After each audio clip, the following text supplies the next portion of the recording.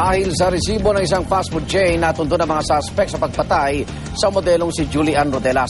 Ilang saksi rin na nakita sa plaka ng sasakyang ginamit ng mga suspect. Nagbabalik si Salima Refran.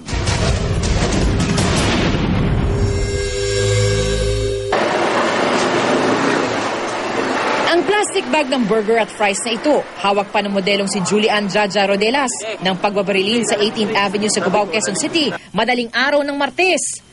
Ang resibong na-recover sa crime scene, nagsilbing susi sa pagtunton ng pulisya sa mga suspect. Initially, clueless tayo except for the receipt which was recovered from the body of Julian. Yung CCTV footage na we requested from that food chain, nag-match doon sa time of the incident. Sa CCTV ng isang fast food chain, nakita kung sinong bumili ng pagkain alas 2:30 na madaling araw ng Martes.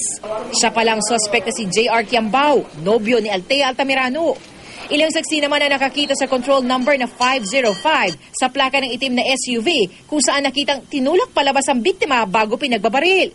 Tugma ito sa plaka ng itim na Monterong minamaneho ni Kiambao na nakarehistro umano sa nanay niya.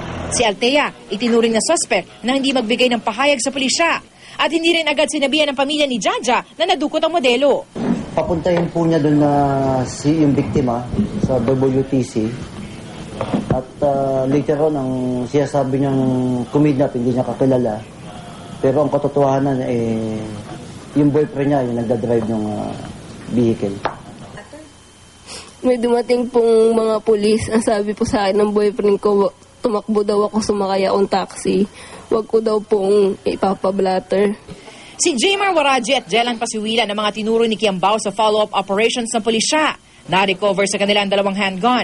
Aalamin kung tugma ito sa mga basyon ng kalibre 40 at 45 sa crime scene. Sa presentation ng mga suspect, hiniling ni na Altamirano at Kiambao na hindi ipakita ang kanilang mga muka. Kanya-kanya silang paliwanag. Lumpuhin daw po. Ano pa? Yun lang po sabi nila sa akin. Sabi ni JR sa akin. Mali ko po. Opo.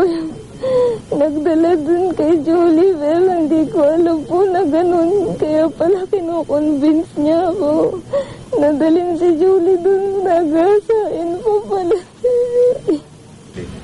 Nagkataon lang po ako nandun sa hideout nila eh.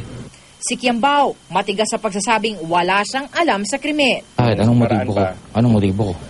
Diba? Anong motibo ko? This is we can declare this is solved already because we have identified and apprehended the suspects.